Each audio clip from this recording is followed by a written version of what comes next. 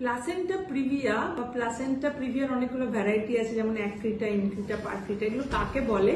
It is a very কন্ডিশনটা হচ্ছে খুবই গ্রেভ কন্ডিশন। প্লাসেন্টা যদি কারোর নিচের দিকে থাকে, ইউটেরাসের নিচের দিকে থাকে, যেমন ধরো ইউটেরাস এখানে যখন প্রেগনেন্সিটা তৈরি হয়, প্লাসেন্টাটা এরকম উপরের দিকে বা এই দিকের ওয়াল বা এই দিকের ওয়ালে থাকে।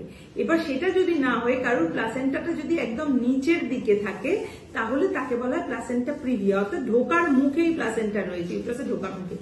এই কন্ডিশনটাকে প্লাসেন্টা প্রিভিয়ার কি হয়, সম্ভব অসুবিধা, ব্লিডিং এর চান্স খুব হাই থাকে। যাদের থাকে ডেলিভারির সময় তারা অনেক সময় খুব বেশি ব্লিড করতে পারে, লাইফ রিস্ক হতে পারে, এই জন্য আমরা ওয়ারিড থাকি।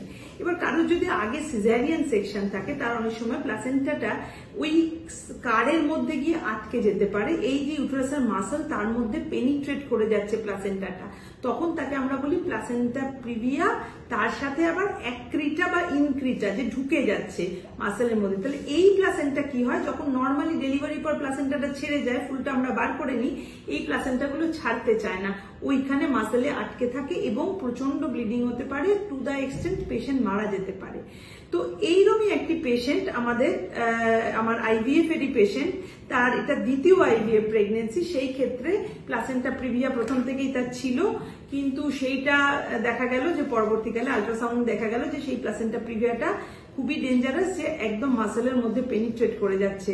তো সেই হিসাবে সে ডিস্ট্রিক্টে ট্রিটমেন্ট করাচ্ছিল প্রথমে, কিন্তু তারপরে তার এইখানে খুব আনসেফ। ডক্টরদের আমি খুবই সাধুবাদ জানাবো যে তারা ওকে বলে দিয়েছিল যে দেখো এটা খুবই আনসেফ, খুবই রিস্কি ডেলিভারি, তাই জন্য তুমি খুব ভালো সেট আপ ছাড়া করো না। তা ন্যাচারালি আমারই করা প্রেগনেন্সি ছিল, আমি তো আমাকে তো ট্রিটমেন্ট তখন করতেই হবে, সেবে ছাড়া কোথায় যাবে। তো সেই জন্য আমরা তাকে একটা খুব ভালো টার্সিয়ারি সেট আপে নিয়ে গিয়ে এই ক্ষেত্রে তাকে ডেলিভারি করে তার একটা হেলদি বেবি দিতে পেরেছি এবং সেও সুস্থ আছে। তার কিছু ব্লাড ট্রান্সফিউশন বা ফ্রেশ ফ্রোজেন প্লাজমাও লেগেছে, কেন না আবার তার এই কন্ডিশনের সাথে আবার তার লিভার ফাংশন অল্টার্ড হয়ে গিয়ে তার ব্লাডের ক্লটিং ফ্যাক্টর গুলো গোলমাল করেছিল। তো এগুলো সব ম্যানেজ করে খুবই কমপ্লিকেটেড প্রেগনেন্সি, কিন্তু আজকে আমরা একটা ভালো ম্যানেজ করেছি বলে আজকে সে একটা দুটি বাচ্চা নিয়ে তার একটা হ্যাপি ফ্যামিলি তার রয়েছে এবং ও খুব খুশি মনে বাড়ি যেতে পেরেছে, এজন্য আমি খুব খুশি। দীর্ঘদিন অপেক্ষা করার পর প্রায় 4-5 বছর বিবাহিত জীবন কাটানোর পরেও আমাদের যখন সন্তান আসছিল না, তখন ডক্টর সুপর্ণা ম্যাডামের আমরা খোঁজ পাই। অন্য একটা ডক্টরের মারফতে আমরা জানতে পারি এবং সেখান থেকে এই ম্যাডামের কাছে আসা। বেশ কিছুদিন চিকিৎসা চলার পরে আমার প্রথম বাচ্চা হয়, সেটা হচ্ছে 2020 সাল। তারপরে এই 20 সালের পরে আমরা আরো কিছুদিন সময় চলে যাওয়ার পরে প্রায় 2-3 বছর এই 2024-এর প্রথম দিকেই আমাদের চিন্তা ভাবনা ছিল যে আর একটা সেকেন্ড বেবি নেওয়ার।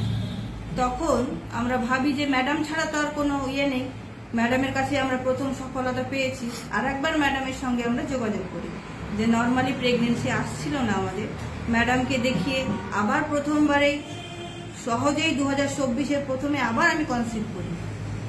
কনসিভ করার পর ম্যাডামকে দেখানো হচ্ছে তারই মাঝখানে বিরাট সমস্যার সম্মুখীন হয়ে, সেটা হচ্ছে আমার যে প্রবলেমটা ছিল সেটা হচ্ছে ব্লিডিং ইস্যু ছিল প্রেগনেন্সিতে, যেটা ডক্টরদের পরিভাষায় বলা হচ্ছে প্লাসেন্টা প্রিভিয়া, যেটাকে শেষের দিকে আমরা ধরা পড়ি সেটা হচ্ছে প্লাসেন্টা প্রিভিয়া এবং প্লাসেন্টা অ্যাক্রিটা, যার জন্য এটা হাই রিস্ক প্রেগনেন্সির মধ্যে একটা ধরা পড়ে।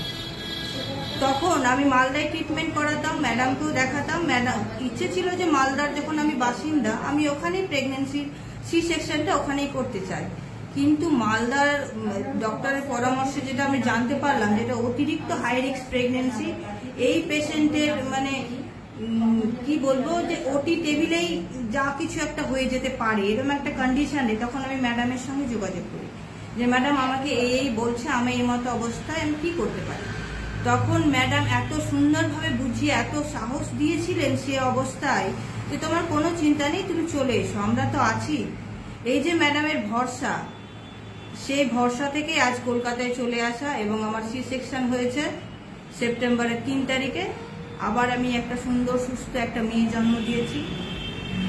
সর্বোপরি আমি এটাই বলতে চাই, যারা পেশেন্ট যারা আসছে তাদের আমি বলতে চাই যে ম্যাডামকে আপনারা ভরসা করুন, বিশ্বাস করুন, যে পথে ম্যাডাম ট্রিটমেন্ট নিয়ে যেতে চাইছেন আপনাদের জন্য, যার যতটা প্রয়োজন আপনারা সেভাবেই এগোনোর চেষ্টা করুন। প্রতিটা পেশেন্টকে ম্যাডাম আলাদাভাবে নজর করে দেখেন এবং সেটা নিয়ে খুব চিন্তা ভাবনা করেন। যেমন আমার ক্ষেত্রে আমি দেখেছি এবং অন্যান্য পেশেন্টের কথাও আমি শুনেছি যে ম্যাডাম প্রতিটা পেশেন্টকে আলাদাভাবে আলাদা নজরে নিজেকে দেখেন।